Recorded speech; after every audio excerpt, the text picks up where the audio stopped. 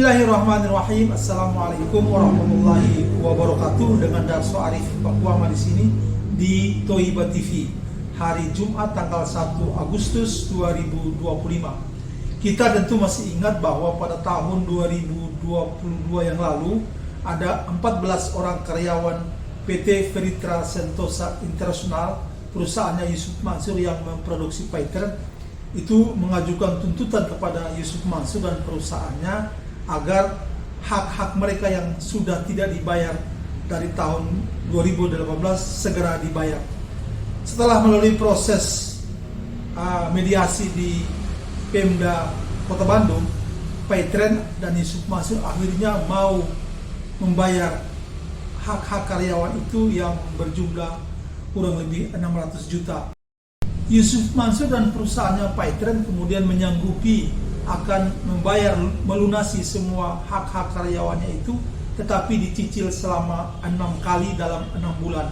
Namun apa yang terjadi, baru sekali mencicil pada tahun atau awal tahun 2023, Paytrend dan Yusuf Mansur kemudian tidak pernah lagi membayar hutang mereka kepada para karyawannya itu. Akhirnya masalah ini sampai ke Pengadilan Negeri Kota Bandung. Hari ini Zeni Mustafa sebagai kuasa hukumnya sedang ditunggu oleh Pengadilan Negeri Kota Bandung untuk menyerahkan aset-aset yang dimiliki oleh Paytrend untuk disita. Namun Zeni Mustafa belum juga menyerahkan. Kita tentu bertanya, apakah memang Paytrend itu masih punya aset? Jika memang tidak, maka sungguhlah omong kosong besar yang dilakukan oleh Yusuf Mansur dan anaknya Wirda, karena mereka pernah mengatakan bahwa Paytrend sudah ditawari orang, sudah diminati investor dengan harga 4 triliun rupiah. Saudara-saudara, belum juga atau belum lagi masalah 14 karyawan ini selesai.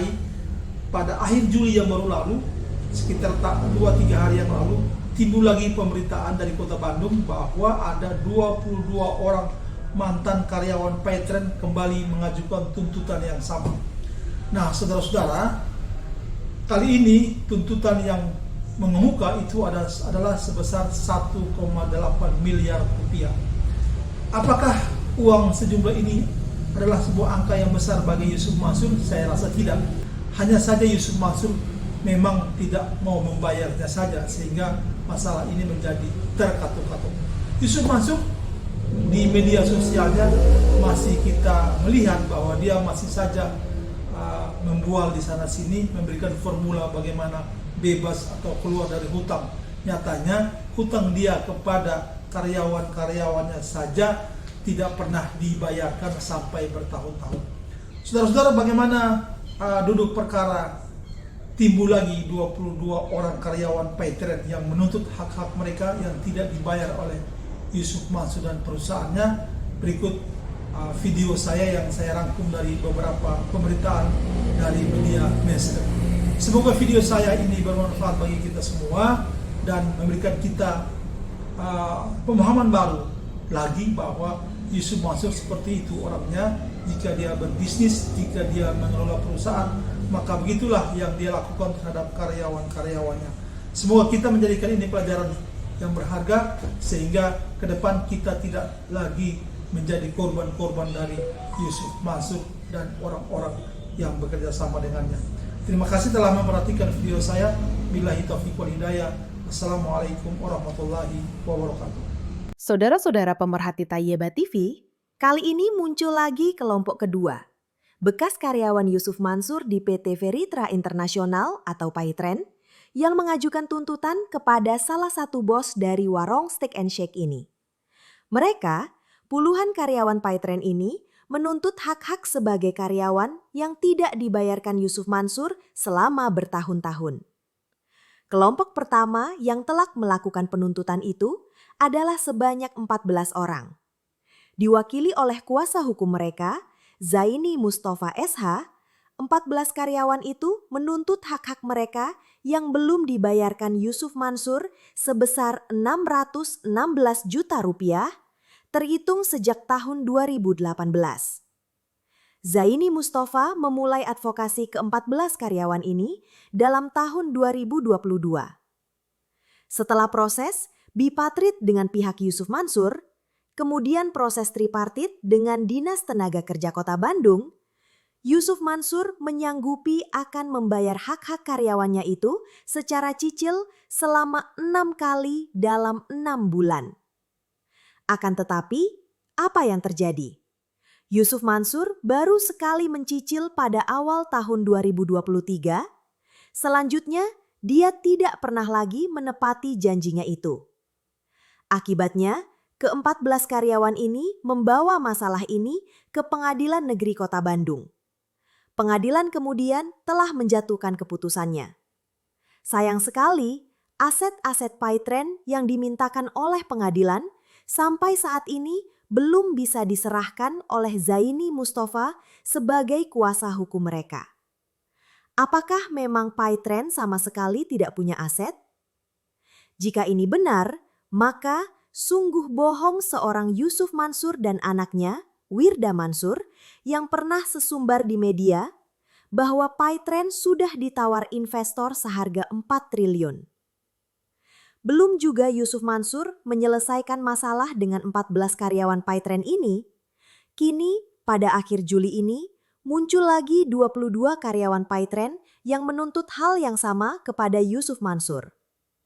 Berita terbaru soal 22 karyawan Yusuf Mansur ini telah ditayangkan pada beberapa media. Kompas.com umpamanya menurunkan berita dengan judul "Banyak utang hingga cerai usai PHK, ex-pegawai Paytren tuntut hak". Sama seperti rekan-rekan mereka 14 orang terdahulu, 22 mantan karyawan Paytren ini juga menuntut perusahaan milik Yusuf Mansur itu membayar sisa gaji dan pesangon yang belum diberikan usai pemutusan hubungan kerja massal pada 2019 hingga 2022. Salah penuntut Neri Syarif mengaku sangat membutuhkan uang pesangonnya sebesar Rp132.766.454 untuk kebutuhan hidup dan melunasi utang. Rencananya uang itu untuk bayar utang, saya berhutang juga untuk kehidupan sehari-hari. Karena saya kan hanya di rumah saja setelah di PHK, ujar Dery saat ditemui sejumlah awak media di Jalan R.E. Marta Dinata, Kota Bandung, Rabu 30 Juli baru-baru ini. Dery menyebut pesangon yang pernah dicairkan hanya 4 juta dari total haknya sebesar 136 juta. Tak hanya Dery, sejumlah mantan pegawai Paytren juga mengalami kesulitan ekonomi akibat PHK tanpa pelunasan hak. Di antara 22 orang itu, ada teman saya yang istrinya sampai meninggal dunia karena stres dan tertekan oleh waktu menunggu uang pesangon dibayarkan. Ada juga teman saya yang sampai cerai karena masalah ekonomi keluarga habis di PHK, ucapnya.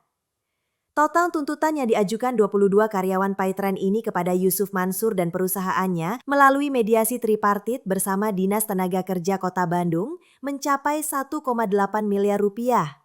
Kuasa hukum dari 22 karyawan Paytren ini, yakni Ima Saadah, menjelaskan jumlah pekerja yang terkena PHK sebetulnya lebih dari 100 orang, namun hanya sedikit yang mau melanjutkan proses hukum. Setelah 2 kali mediasi pada tahun 2023 dan 2024, pihak Yusuf Mansur dan perusahaannya hanya memberi janji-janji dengan alasan menunggu pembayaran penjualan gedung. Pada 18 Februari tahun ini, Paytren telah mengumumkan akuisisi yang mengakibatkan beralihnya pengendalian atas perseroan, ujar Imas. Menurutnya, berdasarkan aturan perpindahan kendali perusahaan tidak menggugurkan kewajiban terhadap hak-hak buruh. Berdasarkan aturan, mata sudah tepat, ex-buruh Paytren ini melakukan tuntutan kepada PT Veritra Sentosa Internasional. Manajemen baru tidak bisa lari dari tanggung jawab terhadap bekas karyawan, sekalipun antara manajemen lama dan manajemen baru punya perjanjian internal, tegasnya. Mediasi tripartit bersama Disnaker Kota Bandung dilaksanakan pada 24 Juli yang baru lalu dengan dihadiri perwakilan manajemen baru. Menurut Imas, mediasi pertama masih sebatas penyampaian tuntutan dan akan dilanjutkan 2 pekan kemudian. Hasil mediasi pertama baru penyampaian tuntutan kepada pihak perusahaan, lalu mediasi dijadwalkan lagi 2 pekan kemudian dengan agenda jawaban dari pihak perusahaan. Kami harap ada respon positif dari perusahaan terkait dengan hak pesangon yang belum dibayarkan, katanya. Imes menyebut pihaknya juga telah mengirim surat ke sejumlah instansi, termasuk Kementerian Ketenagakerjaan, Balai Harta Peninggalan, Kementerian Hukum, Bank Indonesia, Otoritas Jasa Keuangan, dan Majelis Ulama Indonesia. Tujuannya agar mendapat pengawalan, perlindungan, dan perhatian.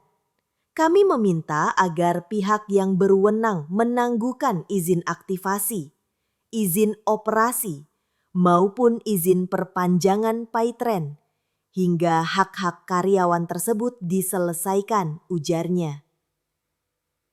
Saudara-saudara, begitulah Yusuf Mansur.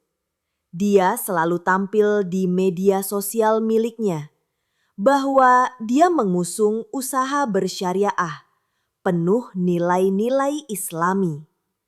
Dia rajin memberikan nasihat-nasihat dan formula bebas hutang. Akan tetapi, dia sendiri telah mengkangkangi syariah.